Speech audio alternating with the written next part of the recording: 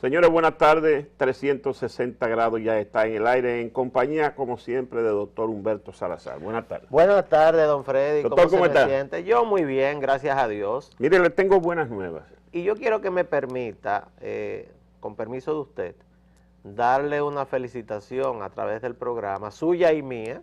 Usted no sabe a quién yo voy a mencionar, pero se unirá a ello. A una pareja de amigos que cumplen años de boda. ¡Ajá! A nuestros amigos Leonel Fernández y Margarita Cedeño de Fernández. Y doña Margot, ¿y sí, cuánto señor, cumplen? 13 años. De feliz unión matrimonial. Sí, señor, entonces un abrazo. Un abrazo grande a doña Margot, mi amiga. Y a Leonel. Al profesor Fernández, mi estimado profesor. Claro que sí, nuestros amigos entrañables, suyo y mío. Sí, señor. Sin duda ninguna, así que Mire, un abrazo a ellos. Hay muchos temas, doctor, pero yo quisiera comenzar por uno en particular, que es una buena nueva para el país. Y cuando digo el país, lo englobo todo. Hago un giro de 360 grados sobre la geografía, porque se trata de un estudio de investigación y análisis que hizo la Fundación Global Democracia y Desarrollo durante varios años, 7 años duró ese estudio, que se llama Plan de Desarrollo República Dominicana 2040. 2044. 2044. Fue presentado anoche en un evento interesante. Recogen las inquietudes de los principales y más destacados municipios de cada una de las provincias y un equipo multidisciplinario nacional y extranjero durante todo ese tiempo visitó las 32 provincias, integró esa comisión y procuró detallar cuáles son las principales necesidades de cada una de las provincias y las aspiraciones de los municipios. Señores, algo interesantísimo que no solo les sirve a Funglode, que fue que lo hizo, ni a Leonel, que es el presidente, sino al país. Cualquier presidente que surja desde aquí hasta el 2044 podrá utilizar esa investigación, ese estudio como herramienta para impulsar el desarrollo del país o de alguna provincia en particular. Es un estudio completo, detallado, que incluye, entre otras cosas, así lo voy a rápidamente decir, 11 líneas de metro que estarán desarrollándose aquí en la capital, interconectando la capital con otros pueblos del interior, varias presas que están en proyecto y diseño, varios aeropuertos adicionales a los que ya tenemos, un sistema de red vial que interconecta toda la provincia del país, planes habitacionales para cada una de las provincias. Lleva un circuito de interconexión vial de 3 fases entre la provincia de Barahona e Independencia, pero también lleva un parque industrial, La Salina en Barahona, en Elías Piña, la presa sobre el río Joca en Santiago, un jardín botánico, una ciudad hospitalaria, el Hospital de la Mujer, y 3 circuitos de 5 vías que interconectan la ciudad de Santiago con las principales ciudades del Cibao Central. Señores, un estudio que merece que se le ponga atención, porque repito, no es para un partido, es para desarrollar el país. No, no hay duda de que este es un gran aporte de la Fundación Global Democracia y Desarrollo y de su presidente, el presidente también del Partido de la Liberación Dominicana, Leonel Fernández, porque una de las diferencias principales que existen entre los países subdesarrollados y los países desarrollados son los planes a largo plazo. Los países subdesarrollados se caracterizan por no poseer planes estratégicos. No planifican a largo plazo lo que va a ser su desarrollo y por lo tanto el inmediatismo es lo que domina a los políticos cuando llegan a los órganos de decisión del Estado. En este caso, lo primero es que existe en la República Dominicana una ley de desarrollo estratégico hasta el 2030, que fue discutida por amplios sectores de la población, todos los interesados participaron, partidos políticos, empresarios, grupos sociales organizados, y esa ley está vigente y plantea una República Dominicana hasta el 2030. En el caso de la Fundación Global es interesante la visión que tiene el presidente Leonel Fernández de el país hasta el bicentenario de nuestra independencia. En el año 2044 se conmemorará los 200 años de fundación de la República Dominicana. Y en este caso es un estudio importante, y aquí hay que enfatizar la participación del ingeniero César Fernández, quien es el encargado de la parte de estudios de infraestructuras de Funglode, que realizó durante casi 8 años una cantidad de reuniones con grupos sociales múltiples en las 31 provincias del país y el Distrito Nacional.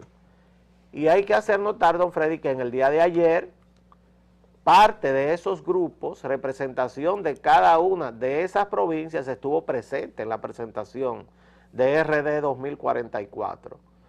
Y que esto que plantea RD 2044 tampoco es una planificación fija, porque no puede ser. O sea, las situaciones, la historia de los pueblos es muy dinámica y por lo tanto hay muchos cambios que se producen, y sobre todo en un periodo que abarcará 25 o 30 años. Entonces, existe una página web, está en línea el plan, www.rd2044.org, y en esa página usted podrá buscar lo que es su provincia, el plan que presentaron las personas que participaron en la discusión para lo que es el desarrollo de su provincia o el Distrito Nacional en los próximos 25 años, y usted podrá incluso sugerir soluciones a problemas que en este momento usted entiende que podrían agravarse con el tiempo al pasar de los años en el lugar donde usted vive. O sea, es algo muy interactivo, muy interesante el proyecto. Es la primera vez que vemos que se presenta un proyecto de este tipo en la República Dominicana, y no nos queda más que felicitar al presidente Leonel Fernández, a Marco Herrera, quien es el director ejecutivo de Funglode, y al ingeniero César Fernández, quienes fueron la cabeza de todas las comisiones que trabajaron en este tema, y por supuesto a todos los profesionales jóvenes que participaron en lo que es la construcción de este proyecto, que como usted dice, 11 líneas de metro en 25 o 30 años, será lo que necesitará una ciudad que se proyecta con 6,5 millones de habitantes aproximadamente para el año 2044. Así que sí, muy interesante, y felicitaciones a Funglode. No, y sobre todo algo que ha sido muy discutido, cacareado y mencionado en lo que es la politiquería criolla, que los gobiernos nada más construyen y hacen cosas en la capital. Se quejan la gente de Santiago, se quejan la gente de Barahona, de San Juan, de Puerto Plata, de toda parte, que el gobierno se concentra en hacer, en desarrollar la capital. Este es un programa que tiene un libro para cada provincia. O sea, son 32 libros. Y ahí está plasmado todo, las aspiraciones de cada provincia, lo que ha diseñado Funglode para cada provincia y lo que aspira la municipalidad de cada provincia en cada municipio. Usted sabe que yo tuve la oportunidad de participar hace unos años en una reunión de este tipo con una provincia que sí tiene una comisión para plantearse un plan estratégico de desarrollo. Santiago. La provincia de Espaillat.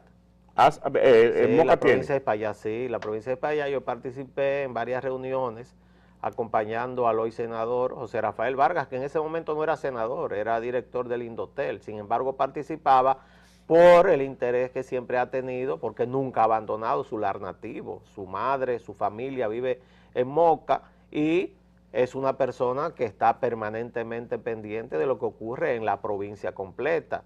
Y fue muy interesante escuchar de parte de las cabezas de lo que se llamaba o se llama las fuerzas vivas de la provincia, de cómo ellos no querían que desde la capital les impusieran las obras que alguien pensaba que podía necesitar de fuera de la provincia de España, sino que ellos tenían incluso un cronograma o tienen un cronograma del orden en que quieren que se construyan esas obras de infraestructura, porque después de todo, Espaillat es una de las provincias más productivas del país y de la que más aporta en términos de impuestos. Entonces, a mí me tocó participar de reuniones de ese tipo y lo cierto es que es muy interesante escuchar a los municipios hablar de sus problemas. Doctor, mire, hoy, diferente a lo que hemos hecho en los últimos días en 360 grados, que tomamos temas nacionales o internacionales y se nos va el tiempo. Sí, hoy, así como iniciamos con este aporte que hace Funglode, queremos continuar con el segundo tema, que es lo que está pasando en Haití. Ustedes saben que Haití está sumido en una crisis política, social y económica. El Parlamento ayer, y eso lo consignamos nosotros, designó una comisión de 15 miembros que se va a encargar durante 5 días de registrar las personalidades que aspiran a componer el gobierno provisional y el Consejo Electoral Provisional para hacer unas elecciones el 24 de abril y un mes más tarde juramentar esas autoridades. Bueno, pues hoy dice que el presidente provisional de Haití será elegido el 14 de febrero. El 14 de febrero es el próximo domingo. El próximo domingo. Las inscripciones de los candidatos a dirigir el gobierno de transición estarán abiertas hasta la tarde de mañana jueves. La Asamblea Nacional elegirá al presidente provisional el 14 de febrero, en una semana después que el presidente Martelly dejará el poder tras concluir su mandato sin que se hayan elegido a su sucesor debido a la prolongada crisis política del país, informaron fuentes parlamentarias. Según el calendario, las inscripciones de los candidatos a dirigir el gobierno de transición estará abierta hasta la tarde del jueves. Se requiere que el candidato tenga al menos un miembro en la Asamblea Nacional que sea mayor de 30 años y que esté al día en el pago de sus impuestos. Oiga, ¿cómo es la cosa, doctor? Y así hay una serie de detalles, pero esa es la novedad de lo que está pasando en Haití. Está abierta la inscripción para personas importantes que quieran participar en el gobierno provisional o en el Consejo Electoral Provisional. Ellos ahora se trazan 3 fechas. Una que me sorprende, la fecha del próximo domingo, para nombrar un presidente provisional. O sea, lo que nos toma a nosotros años de discusiones para hacer unas elecciones. Haití, que es un país infradesarrollado, lo va a hacer en 3 meses. El 14 de febrero, vamos a ver si es verdad. Quizás lo tomaron, don Freddy, por la simbología del Día de Amor y la Amistad. ¿Pero usted cree que eso lo celebran allá? Ahí no hay amor. Para evitarse problemas, digo yo, porque tan rápido me sorprende de que el primer ministro haya accedido entonces a que se nombre un presidente provisional y vamos a ver cómo se ponen de acuerdo para poner a una figura que sea equidistante de los grupos enfrentados en Haití, porque este presidente debe encabezar el gobierno hasta las elecciones que son el 14 de abril, que es la segunda fecha. Y en esas elecciones del 14 de abril participarán los que se inscriban hasta mañana a las 12 de la noche. No se sabe cuántos son. Para dar una idea de lo que ocurre ahí, en la primera vuelta electoral de las elecciones del año pasado, participaron 54 candidatos. O sea, para dar una idea de cuántos podrían inscribirse. Y ese presidente electo en ese torneo electoral a una sola vuelta, entonces tomaría posesión el día 14 de mayo, un día antes de las elecciones nacionales en la República Dominicana. Ese es el cronograma. ¿Qué deseamos nosotros? Que todo salga bien. Ojalá que así sea. Claro que sí, que todo salga de acuerdo a cómo lo están planificando las llamadas autoridades haitianas. ¿Qué sabemos que va a pasar? Por lo menos intuimos que va a pasar. Que si la comunidad internacional no interviene, ahí va a haber otro gran problema con el vacío de poder que existe en Haití y la imperiosa necesidad de plantear un gobierno que no ha sido posible elegirlo porque los haitianos son incapaces de ponerse de acuerdo. Esa es la realidad. Y esperemos los próximos días, esperemos el domingo a ver si es verdad que van a nominar a un presidente provisional, que todavía no tiene nombre en la prensa internacional. Todavía de nadie todas sabe maneras, quién es. yo pienso igual que usted. Una comisión de 15 miembros, elegir eso en 5 días es difícil y riesgoso. Pero también montar unas elecciones en 120 días, un país que no tiene tradición de disciplina electoral, también es difícil. ¿Usted sabe cuántos delegados se inscribieron para participar en las mesas o colegios electorales en la primera vuelta de las elecciones de Haití el año pasado? 900,000 personas. Imagínese usted. Poner a 15 haitianos de acuerdo para nominar a un presidente será difícil. Veremos si ocurre el milagro a que hacía alusión Evans Paul en el día de ayer, que Haití necesita un milagro. Vamos a ver si ocurre el milagro en Haití. Mire, en otro orden, doctor, ya regresando a la parte nacional, ayer se dio a conocer el informe último que en Washington elaboró la Sociedad Interamericana de Derechos Humanos. La Comisión Interamericana de Derechos Humanos. La Comisión Interamericana de Derechos Humanos, donde les reclama al país que desconozca la ordenanza de la disposición del Tribunal Constitucional 168-13. Y me sorprendió que la Cancillería respondió ayer mismo. Sí, de una vez. Rechazando los términos de ese comunicado y reiterando que República Dominicana es un país soberano y que la decisión del Tribunal Constitucional son vinculantes al Estado y que no puede hacerle caso a un tribunal internacional frente a los intereses nacionales. Yo pienso que por primera vez la Cancillería asume inmediatamente su rol y rechaza ese tipo de intromisión, que no es la primera vez, sino que sobre ese tema ya van varias veces. Y traigo a colación que justamente por ese tipo de cosas, Venezuela salió de esa institución. Y salió Ecuador, y han salido otros países, porque desde allí se ha tratado, o se trató, de trazarle pauta a su soberanía.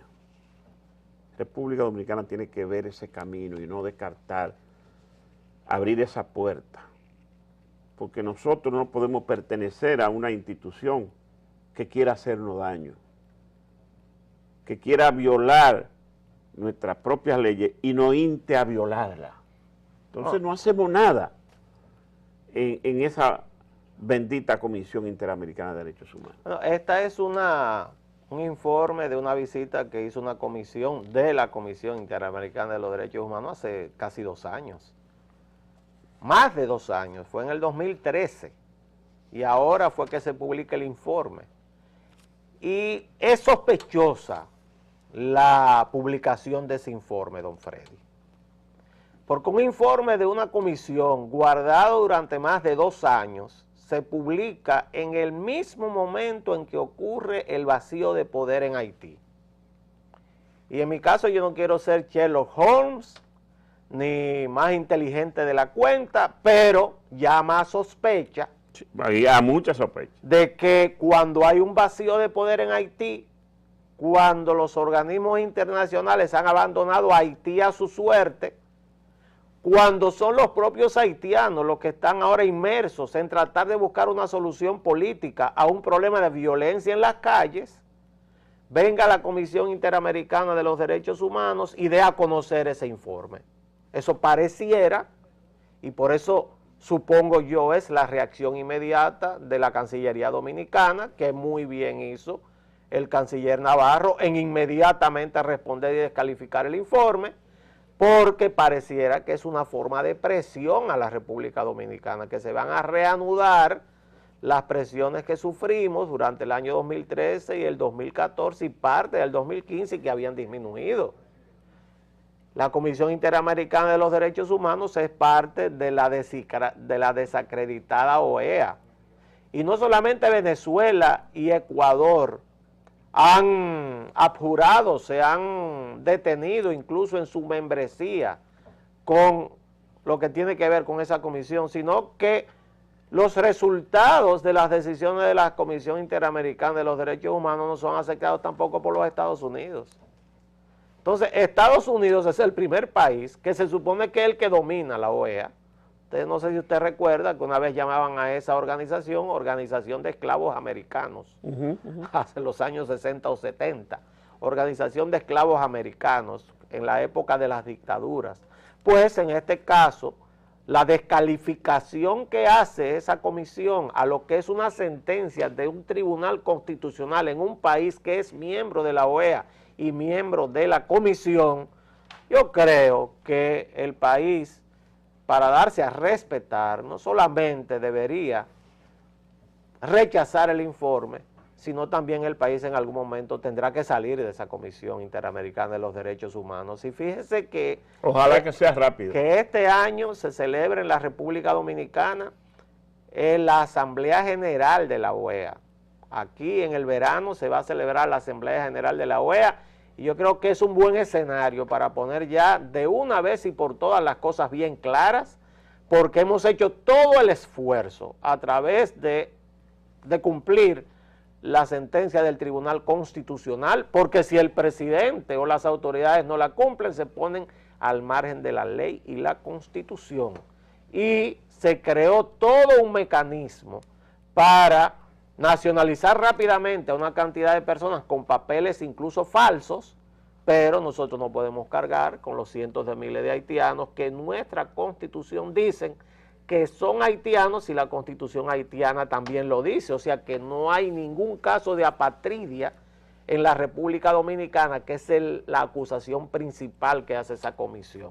Así que a freír tuzas la Comisión Interamericana de los Derechos Humanos y nosotros a seguir dando a respetar con este tema. Y además felicitar al canciller Andrés Navarro, Sí, claro. que está atento a lo que tiene que hacer y lo está haciendo bien. A su cartón. Necesitamos un funcionario así, que no deje pasar una. Claro que sí. Que haga la reacción inmediata en el orden de defender nuestros intereses. ¿Usted sabe quién hacía eso inmediatamente? Don Carlos Morales. Don Carlos, sí, inmediatamente le respondía a los americanos, a la OEA, a quien sea. Así inmediatamente le respondía de esa misma forma. Señores, tenemos que hacer la pausa, doctor, para cumplir con los compromisos comerciales. Claro que sí. Usted sabe que si nos descuidamos, seguimos de largo. Sí, volvemos ya regresamos. Con la política americana.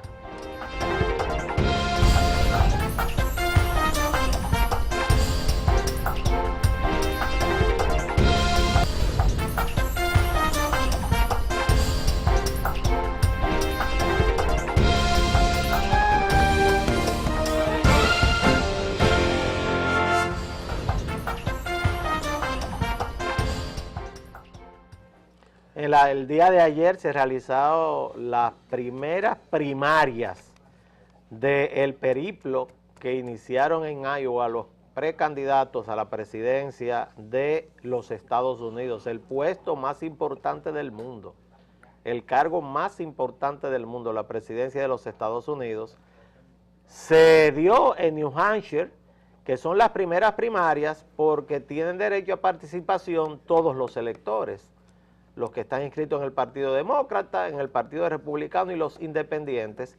Y estas primarias de New Hampshire son importantes porque muchas veces, al ser unas primarias totalmente abiertas, lo que hacen es tratar de estudiar los que trabajan en la política norteamericana, lo que son las tendencias del voto, lo que se expresará en las tendencias de los votantes después que continúen las primarias que se dirigen ahora a Nevada y a Carolina del Sur.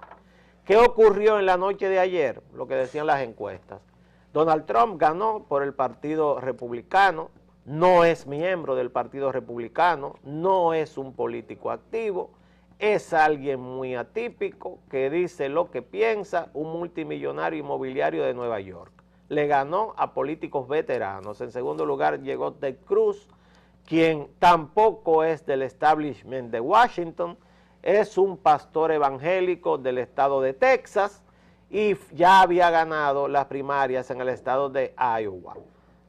El gran perdedor del lado republicano fue Marco Rubio, que llegó en tercer lugar de forma sorpresiva en las primarias de Iowa y en el día de ayer llegó cuarto con un 10% nada más de los votos. Yo pensé que Marco Rubio tenía más empuje, pero se ha quedado rezagado. Definitivamente, aparte Y Jeb Bush también. en el debate de los republicanos para esas primarias, todos fueron contra él, todos fueron contra Marco Rubio y la que se dice es que no supo reaccionar de forma adecuada al ataque. Sí, la competencia en la polémica pública, él no supo defender ni responder. O sea, esos debates son la diferencia. Claro, totalmente. La misma Hillary Clinton ha tenido fallas garrafales cuando se le toca el punto de los correos electrónicos que se le imputan que ella hizo mal uso de documentación vedada y que lo colocó en su correo. Hillary ganó en uña de gato en Iowa, pero perdió en la primaria de New Hampshire. Y lo que se prevé es que viene la hecatombe en la próxima primaria, que son en Nevada y Carolina del Sur, porque comienza a aparecer el voto de la etnia, tanto de los latinos en Carolina, que ahí están los mexicanos, como en Nevada, los asiáticos. Bueno, y en el lado demócrata, en el día de ayer, las tendencias que se presentaron fueron muy interesantes. Yo me pasé gran parte de la noche chequeando en CNN lo que era el desarrollo de estas primarias y sobre todo la segmentación que se hace del voto en los exit polls. O sea, la segmentación que se hizo de cómo la población, dependiendo de sus intereses, votaba o no por un candidato. Bernie Sanders tiene 74 años. Sí.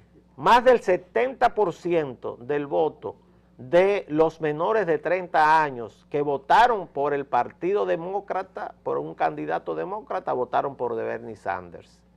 Bernie Sanders tampoco es del establishment del Partido Demócrata, es más, ni siquiera es miembro del Partido Demócrata. No. Es un senador independiente por el estado de Vermont. Pero además de esto, sorpresivamente, el voto femenino se fue para Bernie Sanders también, que ganó en forma holgada a Hillary Clinton en este estado de New Hampshire.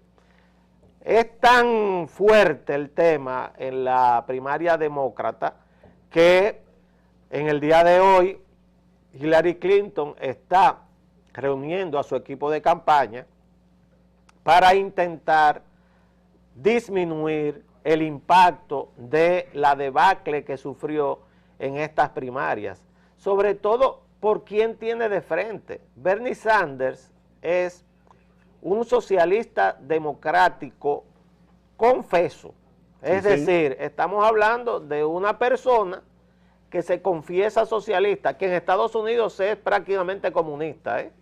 O sea, un socialista democrático de Europa o de estos lugares, bueno, para el común del norteamericano, que no es ducho en política, es prácticamente un comunista. Sí. Es judío. En caso de llegar a la presidencia de los Estados Unidos, Bernie Sanders sería la primera persona de ascendencia judía que llega a la oficina oval, pero aparte de esto, Bernie Sanders vivió en Israel, y vivió en Israel como miembro de un kibutz. Un kibutz es una comunidad donde se practica el colectivismo, es decir, es un candidato totalmente atípico por el cual está votando una gran mayoría de los jóvenes, incluso en el resto de los estados, el voto joven por los demócratas se expresa a favor de Bernie Sanders y confiesa en los debates que es un socialista democrático y define el socialismo democrático. Voy a poner un ejemplo. Bernie Sanders plantea un sistema de salud igual que el de la República Dominicana, es decir, universal, y que el gobierno junto con el sector privado pague a través de una tesorería única. No, y además algo revolucionario. Plantea abiertamente, doctor, que haya menos pobres y menos ricos, y que la distribución de las riquezas sea más equitativa. Piense que eso es interesante porque, ¿por qué razón un candidato así es tan atractivo en un país donde la tasa de desempleo en este momento está por debajo del 5% y está creciendo la economía americana alrededor de un 2% en promedio?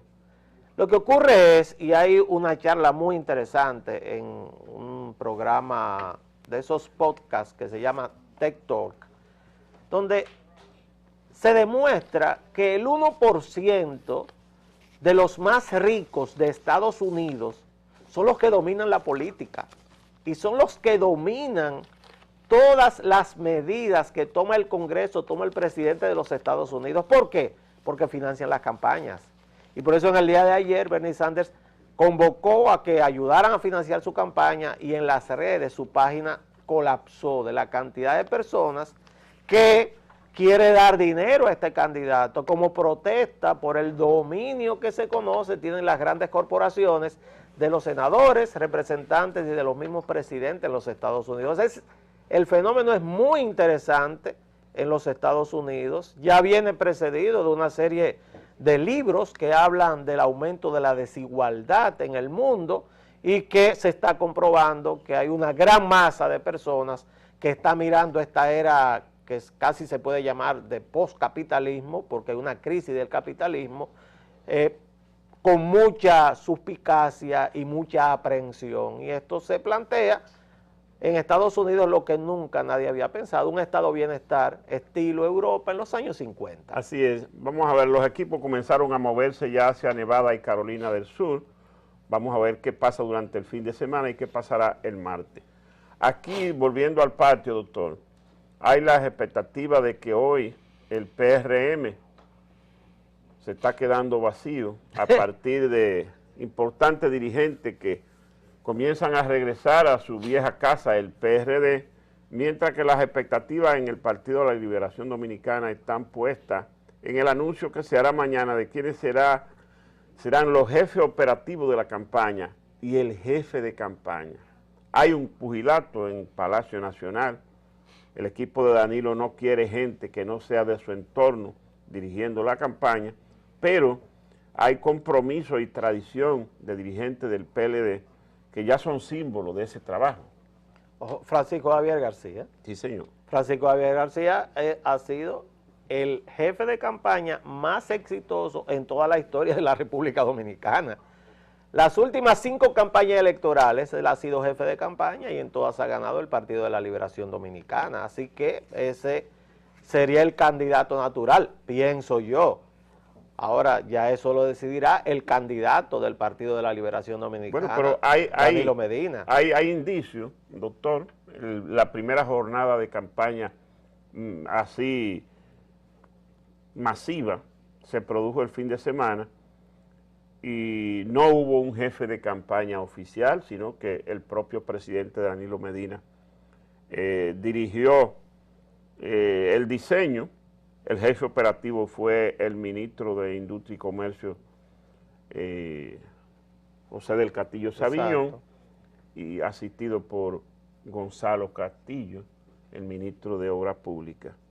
Pero el presidente viaja al Cibao Central este fin de semana y se espera que ya a partir de mañana haya oficialmente un jefe de campaña y un jefe operativo. No, yo me vuelo que va a ser Francisco Javier por una sola acción. Porque cuando hubo que salir a rebatir una encuesta, fue Francisco Javier el que salió a dar la cara. Y eso no lo hizo seguro de motu propio. Seguro lo hizo mandado por el candidato y presidente de la República, Danilo Medina. En el lado del PRM, que usted menciona que vuelven dirigentes a su PRD, yo tengo que acordarme del presidente Balaguer, que siempre decía que los PRDistas son como el paro judío, que de día viven peleando y de noche duermen juntos. Entonces lo que están haciendo es volver a su casa a sabiendas de lo difícil que se le está haciendo a Luis Abinader y al PRM, un partido nuevo que acaba de cumplir un año nada más, conformar una boleta que conforme, valga la redundancia, a todos los miembros de ese partido.